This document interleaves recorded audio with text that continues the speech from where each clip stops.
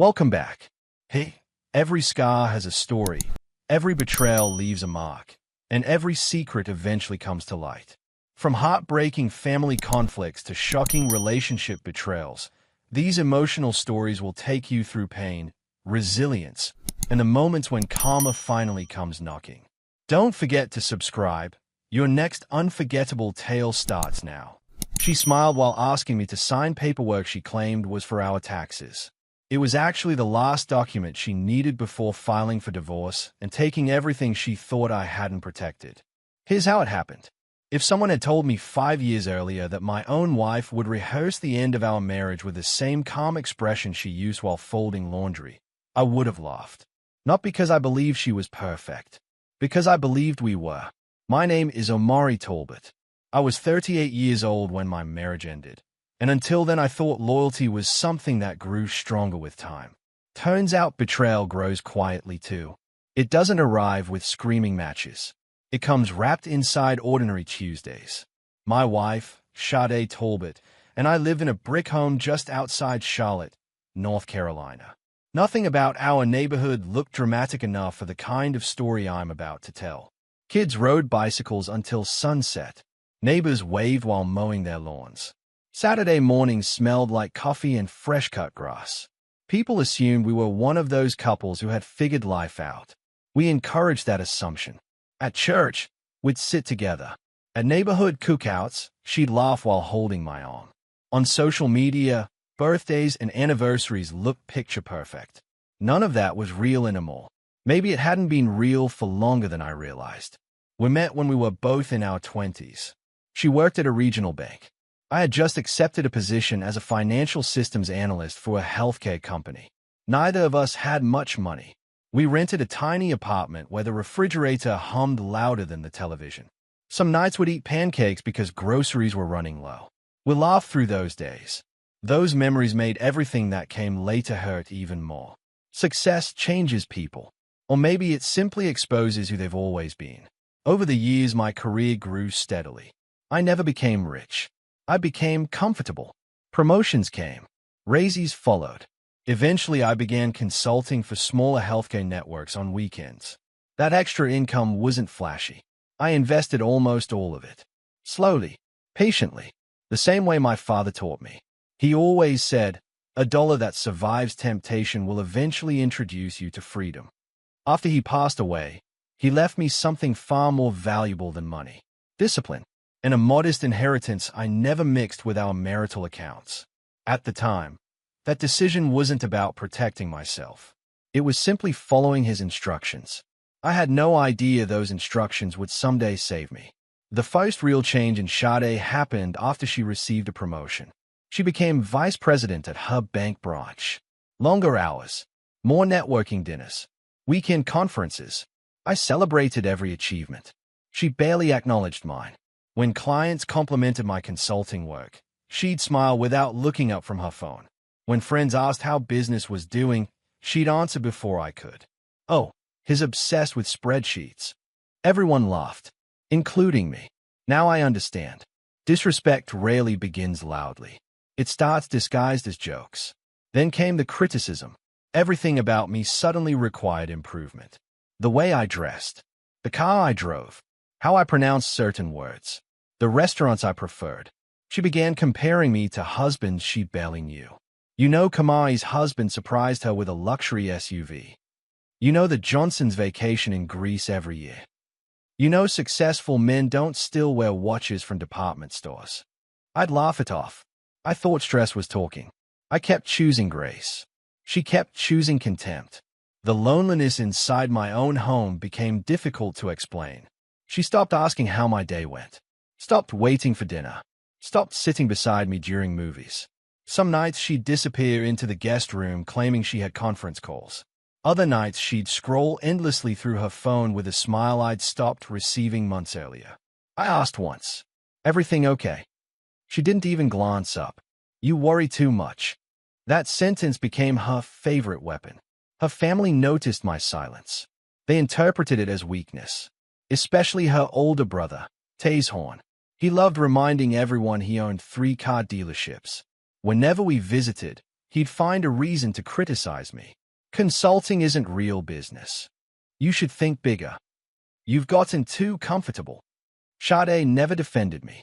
Sometimes she'd join him. He's careful with money to a fault. Everyone laughed. Again, I smiled because I refused to argue inside someone else's house. Looking back, my silence taught them something dangerous. They believed I'd accept anything. Then came the spending. Luxury handbags, designer shoes, furniture we didn't need, subscriptions we never used, weekend trips with co-workers. She always had an explanation. It's networking. It's important for my career. You don't understand executive culture. I understood numbers. Numbers never lied. The credit card balances were climbing. My income covered them. Barely. Whenever I suggested slowing down, she'd accuse me of trying to control her. Eventually, I stopped bringing it up. Peace became more valuable than being right. Or so I thought. One Saturday morning, I walked into the kitchen carrying groceries. She was on speakerphone. She hadn't heard me. Just don't tell him until everything's ready. A woman's voice answered. You only get one chance to do this right. I know. You've got the checklist. I'm updating it tonight. They laughed. When she noticed me standing there, she immediately ended the call. Who was that? My cousin. What checklist? Work stuff. She kissed my cheek. Too quickly, then walked upstairs. I remember standing beside melting ice cream wondering why my stomach suddenly felt cold. That feeling stayed with me. 4 weeks. Not fair. Instinct. I started paying attention. She began locking her phone even inside the house. She carried it everywhere. Bathroom, laundry room, mailbox. She'd never done that before. One evening she left it charging in the kitchen while taking a shower. The screen lit up. A reminder notification appeared. Not a message. Just the title. Update divorce checklist. For several seconds I couldn't breathe. Maybe I misunderstood. Maybe it was something she'd downloaded for a friend. Maybe. I hated myself for what I did next. I opened the note. Every lie I'd been telling myself died before I reached the second paragraph. The checklist wasn't emotional. It was clinical, like instructions for assembling furniture. Gather tax returns. Photograph valuables. Transfer sentimental jewelry beforehand. Open individual accounts. Delay filing until bonus deposits. Keep husband cooperative. Avoid confrontation before attorney review. Confirm retirement projections. Review home equity. There were check marks beside most of them. My name appeared multiple times. Each reference felt colder than the last. Keep Omari calm. Don't let him suspect anything. Have him sign refinance paperwork. The final line stopped me completely. File after all assets are positioned. I stayed until the letters blurred. 15 years together reduced to bullet points. No explanation. No counseling. No conversation. Just strategy. I quietly locked her phone. Placed it exactly where I'd found it. Walked outside. Sat inside my truck. And cried harder than I ever had after my father died. Not because the marriage was ending. Because she'd apparently been planning my humiliation while eating dinner across from me every night. The woman I'd trusted with every vulnerable part of my life had been practicing deception. Professionally. Methodically. For who knew how long. I almost confronted her. Almost. But one sentence from my father echoed inside my head. When someone shows you they are planning something, don't interrupt them. Learn why. So I waited. I watched. I listened. And I finally started looking at my own finances with the same attention I'd always given my clients. The first appointment I made wasn't with a divorce attorney. It was with my longtime accountant. I didn't tell him everything. Only enough. I think I need to understand exactly what's mine, what's ours, and what mistakes I might make if things change. He studied me for a long moment, then quietly nodded. I'll clear tomorrow afternoon. For the first time in weeks, I felt something besides heartbreak. I felt awake. The next afternoon, I drove to my accountant's office on the south side of Charlotte. I had worked with Kendrick Holloway for almost 12 years. He wasn't flashy. He wasn't the kind of accountant who advertised on billboards or bragged about wealthy clients. He believed paperwork should speak louder than personalities. That was exactly what I needed. When I walked into his office, he looked at me for a few seconds before saying anything. You look exhausted. I am. He waited. I appreciated that about him. He never rushed people into conversations they weren't ready to have. Finally, I reached into my briefcase and placed a yellow legal pad on his desk. I think my marriage is ending. His expression softened, but he didn't interrupt. I found something yesterday. What kind of something? A plan. He leaned back. What do you mean? I didn't mention the phone. I simply described what I'd discovered. The checklist, the timing, the financial language, the references to moving assets, the instructions about keeping me calm. By the time I finished, the room had become painfully quiet. Kendrick folded his hands together.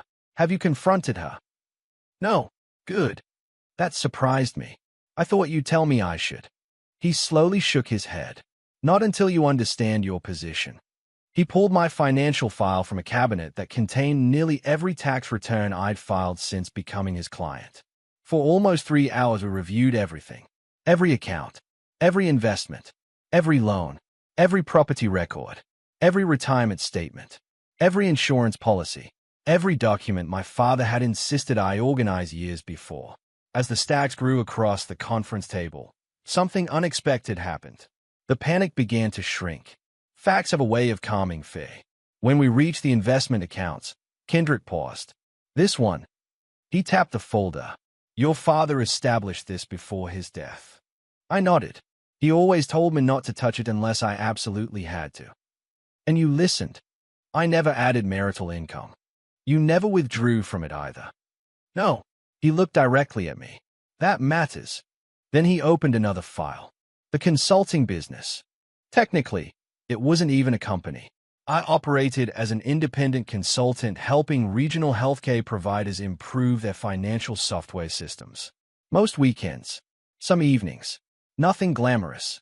Just years of extra work after everyone else went home. The income had accumulated slowly. Every extra check went into conservative investments instead of expensive toys. Sade used to tease me about that. You save money like you're expecting the Great Depression. Maybe I was. Emotionally, Kendrick continued organizing papers. You've kept excellent records. My father. He smiled. Thank him. Then his face became serious again. If this turns into litigation, documentation becomes your best friend. What should I do? Nothing dishonest. I wouldn't. I know. He slid a blank notebook toward me. Starting today, document everything. What kind of things? Financial conversations. Unusual spending. Large purchases. Requests for signatures. Changes in behavior. Dates. Times. Anything that seems connected. I looked down at the notebook. It felt strange, like preparing evidence against someone I still loved. Before I left, he gave me one final piece of advice. Don't start hiding money. I wasn't planning to. Good. Protect what legally belongs to you. What about our joint accounts? Don't drain them. I won't, but monitor them daily. As I stood to leave, he added something that stayed with me long after I walked out. Omari. I turned around. If someone spent months planning your financial destruction. He paused. Don't feel guilty for preparing your survival. That evening, Sade greeted me with unusual warmth. She cooked salmon, one of my favorites. She even poured me a glass of wine. If I hadn't seen the checklist, I would have believed she was trying to reconnect. Now every smile looked rehearsed. Long day? She asked. Pretty normal. She nodded. I've been thinking. Dangerous hubby. She laughed. A genuine laugh. Or at least it sounded genuine. You always say that. For a moment I almost forgot everything. Then she reached into a kitchen drawer. I almost forgot. She placed a folder beside my plate. I need your signature. There it was. Exactly like the checklist. What is it? Mortgage paperwork. I opened the first page. She watched me too carefully. Our bank recommended updating some information. Today. They are trying to lower our interest rate. I'd like to read everything. She smiled again. Of course. No frustration. No pressure. Just confidence. She expected my signature eventually. Instead, I closed the folder. I'll look through it this weekend. Her smile disappeared for less than a second. It came back quickly. No problem. That tiny flicker told me everything. She had expected a different answer. Over the next 2 weeks, I noticed dozens of things I would have ignored before. She began asking unusual questions. When exactly does your annual bonus hit? Did your consulting client finally pay that invoice? Have you thought about rolling your retirement account into something else? Every question sounded casual. None of them were. I answered carefully, sometimes truthfully, sometimes vaguely, never enough to help. Meanwhile, I quietly made my own appointments. An estate attorney, a financial planner, a banking specialist. Every meeting focused on one principle: preparation, not revenge. One Friday afternoon, I visited my father's old attorney, Marcellus Boone. He had retired from full-time practice but still accepted long-time clients. His office hadn't changed in 20 years. Same wooden bookshelves, same coffee stains on the conference table, same framed photograph of his late wife. After listening to my situation, he removed his glasses. Your father worried about this. I blinked. What? He told me years ago. He did. Marcellus nodded. He wasn't worried about Sade specifically. He worried that success sometimes changes marriages. I stayed at him. He instructed me to explain your inheritance again if you ever came back under circumstances like these. My chest tightened. My father actually planned for this. He planned for possibilities. He unlocked an old filing cabinet. Inside sat a sealed envelope with my name written across the front. The handwriting belonged to my father. Seeing it nearly broke me. Marcellus handed it over. He wanted you to have this only if your marriage faced serious legal trouble. My hand shook opening it. Inside was a single handwritten letter. Not legal advice. Fatherly advice. Son, if you're reading this, something painful has happened. Don't become cruel because someone else chose cruelty. Protect your peace the same way you protected your integrity. Money can be replaced. Character cannot. By the time I reached the bottom of the page, tears had blurred every sentence. Marcellus quietly slid a tissue box across the table. I miss him too.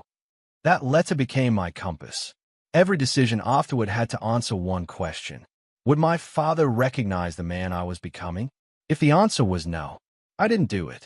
Meanwhile, life inside the house became stranger. Sade started spending more nights away. Corporate retreats, leadership dinners, client receptions. Every excuse sounded polished. One Saturday she left before sunrise. She returned after midnight, smelling like expensive perfume that wasn't hers. I didn't accuse her of anything. Instead, I simply wrote the date inside my notebook. The following Monday, something unexpected happened at work. My supervisor asked if I had time for lunch. We walked to a quiet restaurant several blocks away. After ordering, she smiled. We've been keeping a secret. I frowned. What kind of secret? The Dallas office. I blinked. What about it? Our regional director is retiring. I stared at her. We'd like you to take the position. For several seconds I couldn't answer. Dallas, Texas. A substantial salary increase. Larger team. Executive benefits. Relocation assistance. The kind of opportunity people waited years to receive. I know it's sudden, she said. We need an answer within a month. A month. Almost the exact timeline on Sade's checklist. Life has strange timing. Driving home, I realized something. For the first time since discovering the checklist, my future didn't look empty. It looked different. There was a difference. A huge one. I didn't tell Sade about the offer. Not yet. Not because I wanted revenge. Because I no longer trusted her with information that affected my future. That realization hurt more than anything else. Marriage is supposed to be the safest place you have. Ours had quietly become the most dangerous. 3 days later, another crack appeared. I came home early after a client canceled. Voices drifted from the dining room. Sade was talking to her brother, Taze Horn. I stopped in the hallway when I heard my name. He still doesn't suspect anything. Taze Horn laughed. You've always been 10 steps ahead of him. I just need him to sign those papers. He will. He always does. Then came the sentence that made my stomach turn. When this is over, don't feel guilty. I'm not. Neither of them sounded angry. They sounded amused, like they were discussing a football game. I quietly backed out the front door before either of them noticed my car. Then I sat inside my truck for nearly an hour. Not crying this time, just staring through the windshield. Something inside me had finally changed. Until then, a small part of me still hoped there had been some misunderstanding. That hope died in my driveway. That night, I looked across the dinner table at the woman I'd once believed would grow old beside me. She smiled, asked if I wanted more mashed potatoes, talked about a coworker's birthday, mentioned a television show we used to watch together. Every word sounded normal, almost loving, but all I could hear was one sentence. He always does. She believed I would always trust her, always forgive her, always be one step behind. For 15 years, she had been right. She had no idea that chapter of my life had quietly come to an end. The next morning, I accepted the Dallas interview. Not the job, just the interview. I didn't want to make life-changing decisions while I was still angry. That was another lesson my father had drilled into me. Never let your worst day make your biggest decision. The interview was scheduled for the following Thursday. Human Resources offered to fly me out and back the same day. I told Sade I had a systems conference in Texas. She barely looked up from her laptop. Have fun. No questions. No curiosity. No I'll miss you. Just 2 words. If I'd said I was flying to the moon, I think I would have gotten the same response. The Dallas office was everything I hoped it would be. The regional executives didn't spend much time talking about my resume because they'd already read it. Instead, they wanted to know how I handled difficult people, how I responded to pressure, whether I believed loyalty could still exist in leadership. That last question caught me off guard. I answered honestly. I think loyalty exists, but it has to be earned over and over. The moment people think it's automatic, they stop protecting it. The vice president nodded thoughtfully. When I boarded the flight back to Charlotte, I realized I'd spent an entire day without thinking about my marriage. It felt strange, peaceful. Then my phone vibrated. A fraud alert from our bank. Someone had attempted to increase the daily transfer limit on our primary joint checking account. The request hadn't gone through because the bank required both account holders to verify the change. I called customer service before the plane doors even opened. After confirming my identity, the representative explained that the request had been made online less than an hour earlier. While I was sitting in Dallas, I thanked her and hung up. Then I stayed out the airplane window. Sade knew I was out of state. She had chosen that exact afternoon to try increasing the transfer limit. Coincidence wasn't impossible, but it didn't feel like one. The following morning, I visited the bank before work. I didn't accuse anyone of anything. I simply asked what protections could be placed on our joint accounts. The branch manager, a patient woman named Levin, explained every available option. Most importantly, any unusually large withdrawals would now require in-person verification from both account holders. Perfectly legal. Perfectly reasonable. When I got home that evening, Sade was unusually irritated. The bank called me. I kept my expression neutral. Oh. They said they updated security on our accounts. I asked about fraud protection. She narrowed her eyes. Why? I've been reading about identity theft. She studied me for several seconds, then shrugged. I guess that makes sense. But something in her voice had changed. For the first time since I'd found the checklist, I sensed uncertainty. She no longer knew exactly what I was doing. That bothered her. It comforted me. A few days later, I received another surprise. My cousin, Nyaja, invited me to dinner. She lived about 30 minutes away and rarely called without a reason. When I arrived, she didn't waste time. Someone approached me. Who? Sade. I stayed quiet. She asked if I'd ever heard you mention any accounts your father left you. I looked at my cousin without speaking. I told her I didn't know anything. Thank you. She leaned forward. Omari, what is going on? For a long time, I simply looked at my hands. Then I told her enough for her to understand. Not every detail, just the truth. When I finished, she reached across the table and squeezed my hand. You don't deserve this. Those 4 words almost broke me. Not because they were dramatic, because no one had said anything kind to me in weeks. Before we left the restaurant, Nyaja said something I wouldn't fully understand until much later. People who think they're smarter than everyone eventually stop being careful. At the time, I assumed she was trying to encourage me. I didn't realize she was predicting what would happen next. The following Friday, Sade suggested we host dinner for her family. I almost declined. Then I realized something. People often reveal themselves when they think they've already won. So I agreed. Taeshorn arrived first. Behind him came Sade's mother, Iona, and her youngest sister, Zoria. Dinner started normally. Conversation bounced between work, sports, and real estate. Then Taeshorn turned toward me. So, still doing those little consulting jobs? I smiled politely. They've kept me busy. He laughed. You should come work for me. I appreciate the offer. You'd finally make real money. Sade chuckled softly. I noticed. So did everyone else. Iona joined in. Stability matters more than dreams. I looked around the table. No one seemed uncomfortable. No one thought the conversation had crossed a line. Because this wasn't new. They had been disrespecting me for years. I'd simply stopped pretending it didn't hurt. After dessert, Taeshorn wandered into my home office. When I walked in a few minutes later, he was standing beside my filing cabinet. Oh, he smiled, just looking around.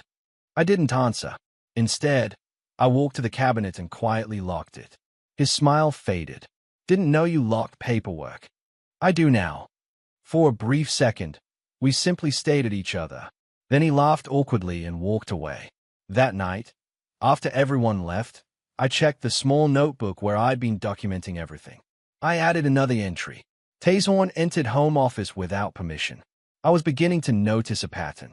Sade never asked directly for financial information anymore. Other people did. A week later, my phone rang during lunch. It was the Dallas office. They offered me the position. The salary increase was substantial. The retirement package was better. The healthcare benefits were stronger. There was even a relocation allowance large enough to cover nearly every moving expense. I thanked them and requested 48 hours. When I hung up, I sat in my office staring at the offer letter. 6 months earlier, I would have rushed home to celebrate with my wife. Now I folded the letter and locked it inside my desk. That evening, Sade seemed unusually cheerful. She cooked my favorite pasta, lit candles, played soft jazz. Halfway through dinner, she reached across the table. I've been thinking. My stomach tightened. About what?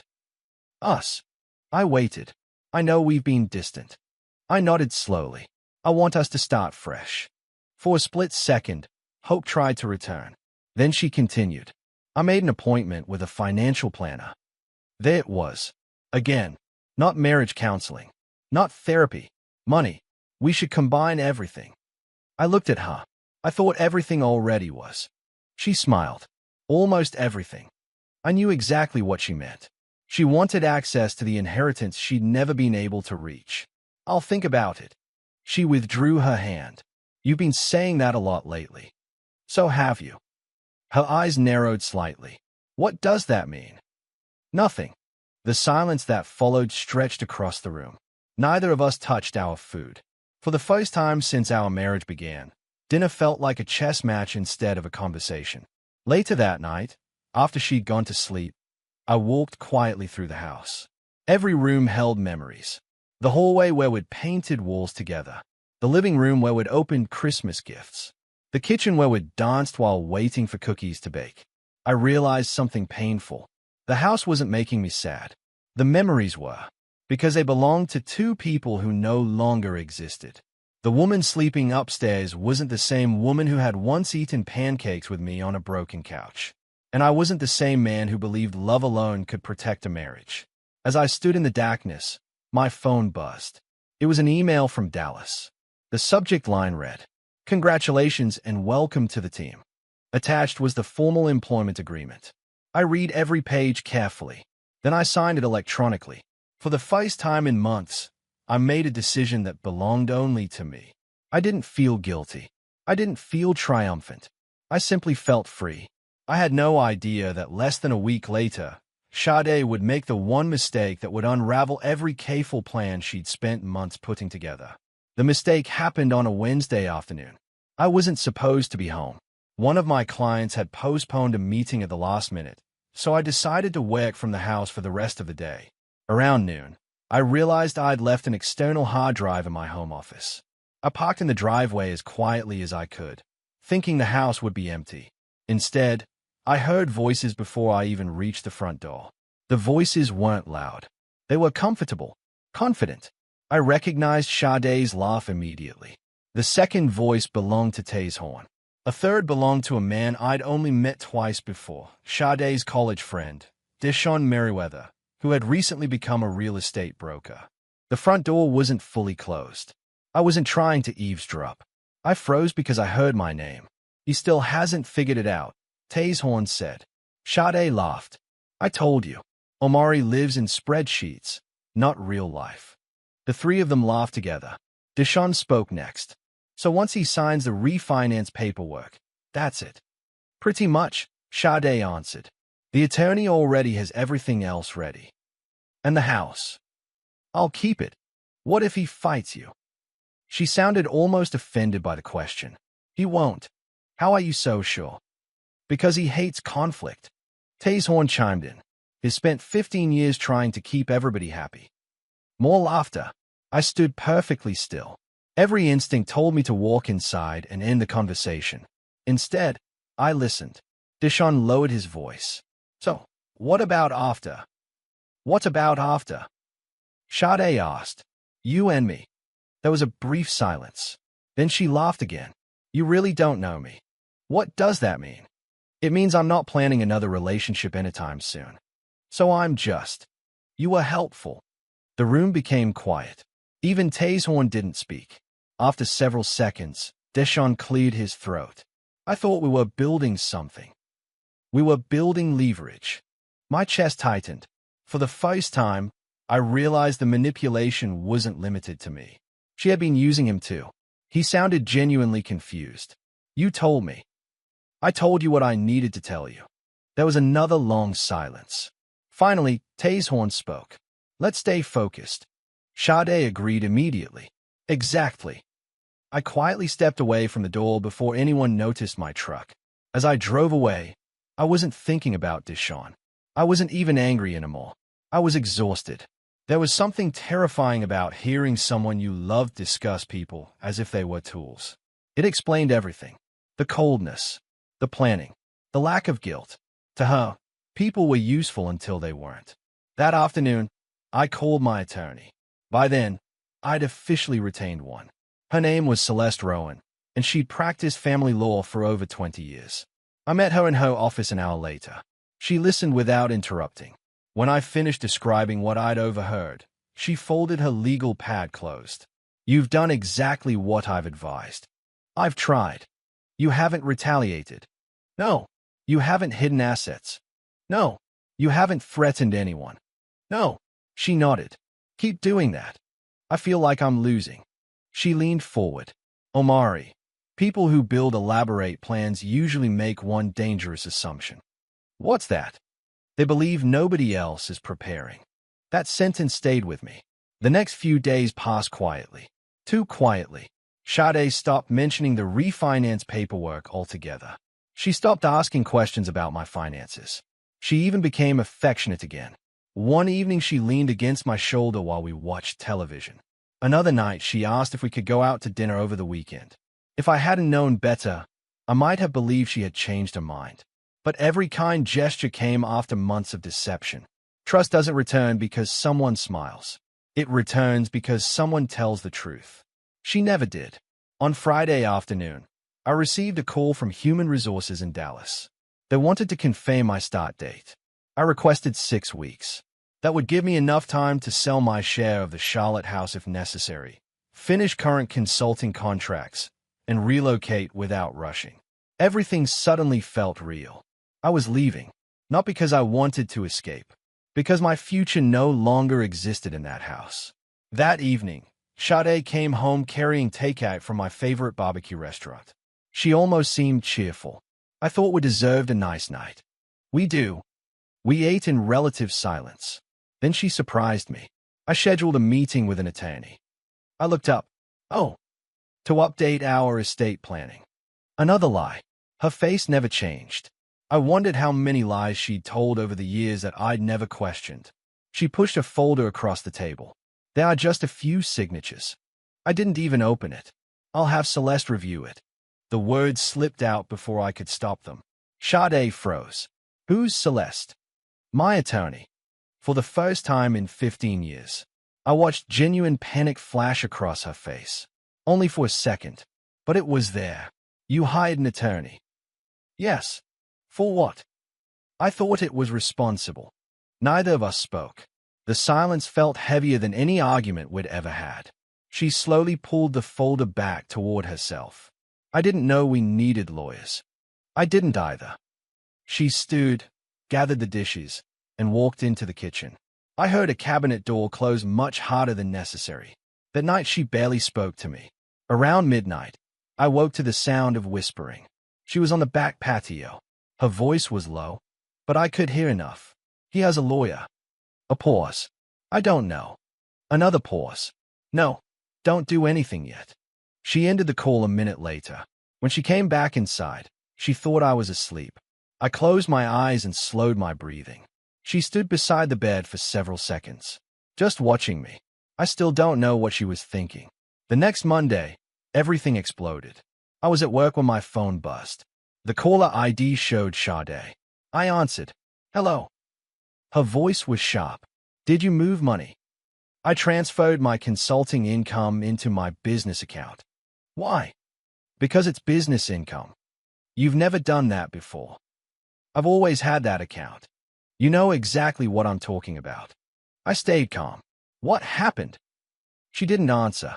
Instead, she asked another question. Did you tell the bank not to approve transfers? I updated our fraud protection. She hung up. No goodbye. No explanation. An hour later, Celeste called me. I think today's the day. What happened? My office just received notice that your wife filed for divorce this morning. I closed my office door. I figured. There are temporary financial requests attached. Anything unexpected. She requested exclusive use of the marital residence. I almost laughed. Anything else? She claims you're attempting to hide assets. That one actually made me smile. Not because it was funny, because every financial record I'd kept for years proved the opposite.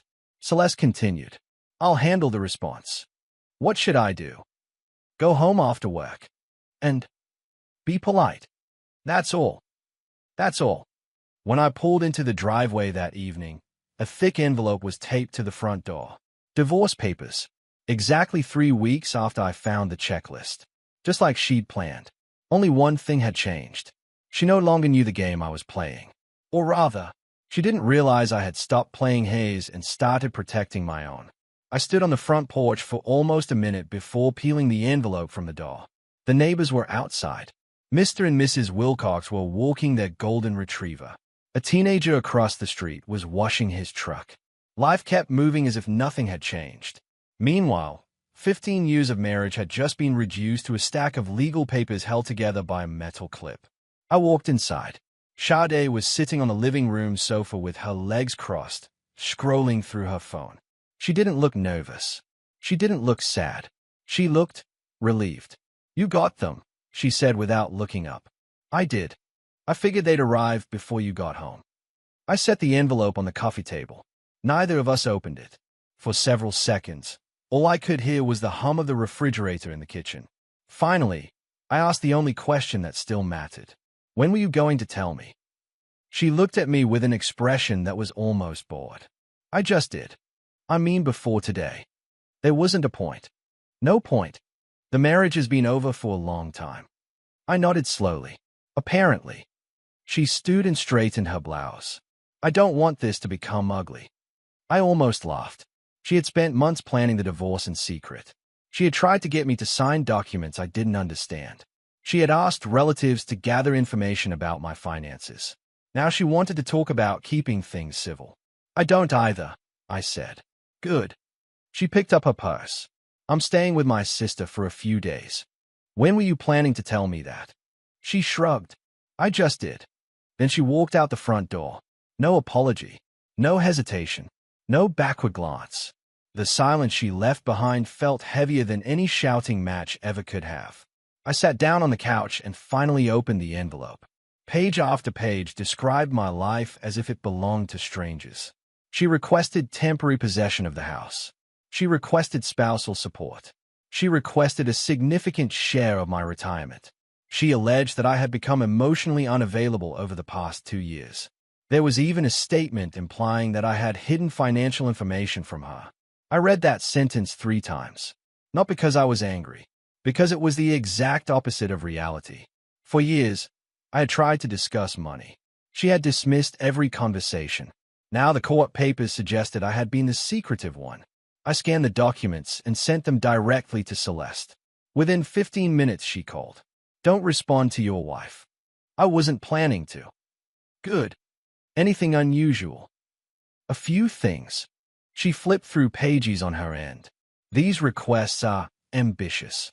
Meaning, they assume access to assets that may not actually be marital property. I leaned back against the couch. So she doesn't know. I don't think she does. That surprised me. For someone who had planned so carefully, Sade had apparently made assumptions instead of verifying facts. Celeste continued. "Did you ever combine your father's inheritance with marital funds?" "No." "Did you ever add her name to those investment accounts?" "Never." "Did she contribute to them financially?" "No." Another pause.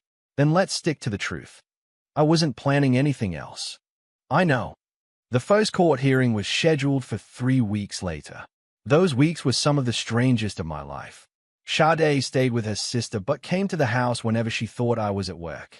Fortunately, my attorney had advised me to install exterior security cameras after the divorce filing. Nothing hidden, nothing illegal, just standard residential cameras covering the driveway and entrances. One afternoon, while reviewing motion alerts, I noticed Tazehorn arriving with a pickup truck. The two of them loaded several pieces of furniture. Then they carried out artwork, boxes, decorative items, even expensive kitchen appliances. I immediately called Celeste. "Don't confront them," she said. "I'm watching them on camera." "Perfect. What do I do?" "Save every recording.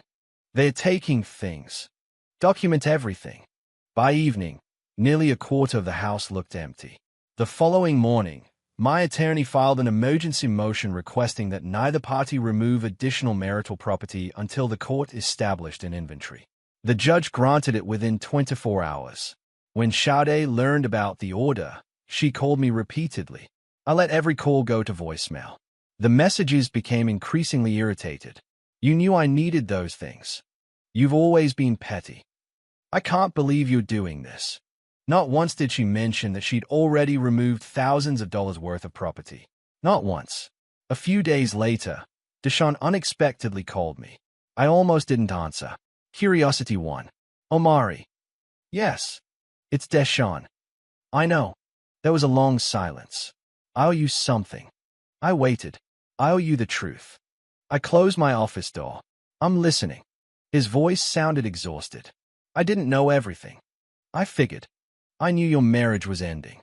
Another pause. "I didn't know she was trying to manipulate your finances." I remained quiet. I thought she'd already talked to you." "You believed her?" "Yeah." He sighed heavily. "I was stupid." He explained that Sade had told him we had privately agreed to divorce months earlier. According to her story, the paperwork was merely a formality. She portrayed me as emotionally checked out and eager to move on. I believed every word. "I understand. I shouldn't have." "No, I've ended all contact with her." That didn't surprise me. Based on what I'd overheard outside my own front door, she had discarded him the moment he stopped being useful. "I didn't call for forgiveness," he continued. "I called because there's something you should know." My grip tightened around the phone. "What?" "I was with her when she met with the mortgage broker." I stayed silent. She wasn't trying to refinance. What was she trying to do? She wanted to increase the equity line before filing. I closed my eyes. "And?" "The broker refused." "Why?" "Because your signature was required." Everything suddenly made sense. The rushed paperwork, the repeated requests, the pressure to sign documents without reading them. She hadn't simply wanted a refinance. She had been trying to increase the amount of debt attached to the house before serving me with divorce papers. Deshawn continued quietly. When that failed, she got angry. I didn't speak for several seconds. Finally, I asked, "Why are you telling me this now?" Because I finally realized she lies to everybody. When the call ended, I forwarded my notes to Celeste. She didn't sound surprised. I suspected something like this. "You did." The paperwork she served you was written as though additional borrowing had already occurred. But it never happened. Exactly. That failed attempt changed the entire financial picture. For the first time since this nightmare began, I realized something important. Sade's plan wasn't falling apart because I was attacking her. It was falling apart because she had built it on assumptions. She assumed I would sign whatever she placed in front of me. She assumed my inheritance belonged to both of us. She assumed no one would question missing property. She assumed I would panic. She assumed I would fight emotionally instead of thinking carefully. Every assumption she made had quietly become another crack in the foundation beneath her own feet. And the biggest surprise of all was still waiting just around the corner. The final hearing wasn't dramatic. There were no shouting matches. No surprise witnesses bursting through courtroom doors. No speeches about love or betrayal. Real life rarely gives you scenes like that. Instead, there were binders, financial records, bank statements, property inventories, emails, tax returns, everything my father had taught me to organize years earlier. Everything I'd continued organizing because I believed responsible adults kept good records. For the first time since the divorce began, Sade looked genuinely uncertain. Not afraid. Not remorseful. Just uncertain. Her attorney requested a short recess after reviewing several documents Celeste had submitted. I watched them whisper at the opposite table. Sade kept shaking her head. Her attorney kept pointing at pages in the financial disclosures. Eventually, the hearing resumed. One by one, the assumptions behind Sade's case collapsed. The inheritance she expected to divide had never become marital property. The investment accounts she'd referenced in her filing had existed years before our marriage and had never been mixed with joint funds. My consulting income had been documented meticulously. Every transfer had a paper trail. Every tax return matched. Every account was exactly where it was supposed to be. Then came the issue of the house. She wanted exclusive ownership, but she also wanted me responsible for a large portion of the debt. The judge wasn't persuaded. Because of the failed attempt to increase the home's equity line, and because of the inventory showing she'd removed property after filing, the court viewed her financial request with far more scrutiny than she expected. Her request for temporary spousal support was denied. The request to assign me additional financial obligations beyond the marital estate was denied. The house itself became the final issue. Neither of us wanted to continue owning it together. The judge ordered it sold. The proceeds would be divided according to the actual equity after legitimate debts were satisfied. When the hearing ended, people quietly packed their briefcases. There was no celebration. Celeste simply leaned over and whispered, "You kept your head." I nodded. I almost didn't. I know. Outside the courthouse, I expected Sade to say something. Anything. 15 years deserved at least a sentence. She walked past me without making eye contact. Tazorn followed beside her. Neither of them spoke. Neither apologized. Neither looked back. It was the last time I ever saw either of them. Within 2 months, I relocated to Dallas. I rented a small townhouse instead of buying immediately. After everything I'd been through, I wanted simplicity. The first night there, I unpacked exactly 3 boxes. Kitchen supplies, work clothes, my father's photographs. Everything else could wait. For the first time in nearly 2 years, I slept through the entire night. No anxiety. No wondering who was planning against me. No checking bank accounts before breakfast. Just silence. Pieces of sound. I'd forgotten what it was. My new position challenged me in ways I hadn't expected. The Dallas team wasn't interested in office politics. They cared about results. I work hard. I listened more than I talked. Within a year, our region became one of the strongest performers in the company. The promotion I'd almost turned down became the best professional decision of my life. I still accepted consulting projects on weekends, but only the ones I genuinely enjoyed. The extra income wasn't necessary anymore. I invested it anyway. Some habits deserve to stay. About 18 months after the divorce, I received a call from Charlotte. It was Kendrick. I thought you'd want to know. Know what? The house finally sold. I laughed softly. I figured it would have happened sooner. It would have. But there were problems. What kind? The mortgage.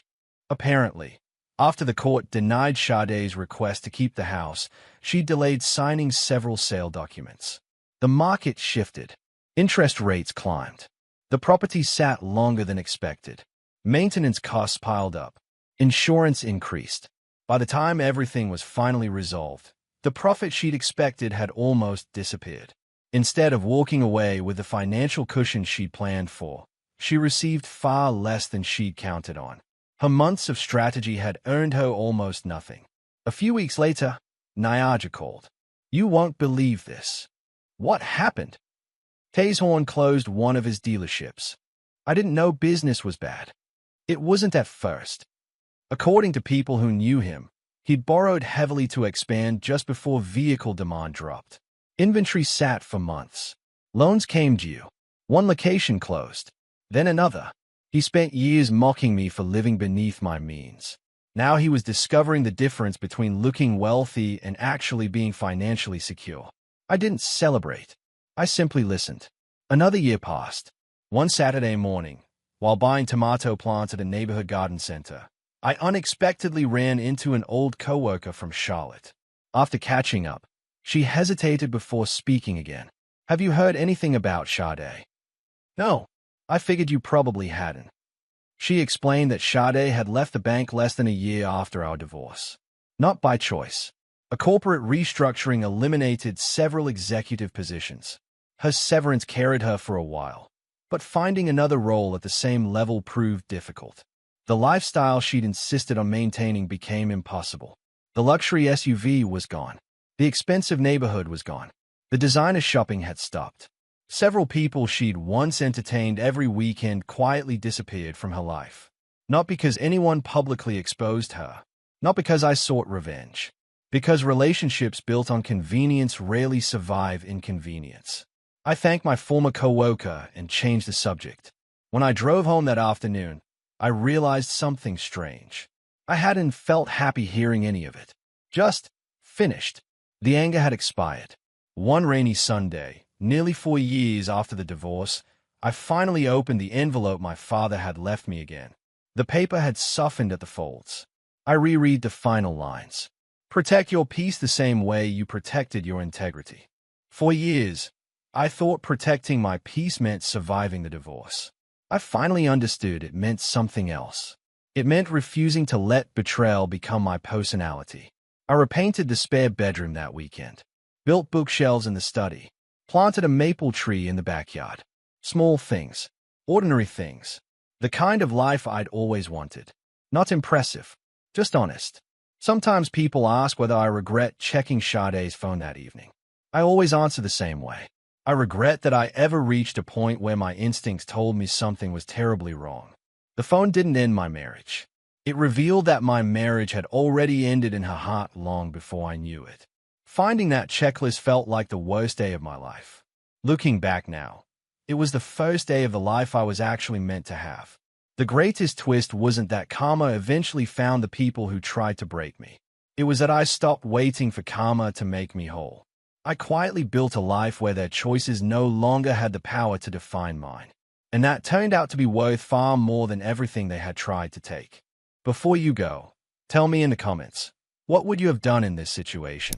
And if you love emotional stories filled with shocking twists, betrayal, and satisfying karma, make sure to subscribe and hit the notification bell. That way, you'll never miss a new story from Amity Tales.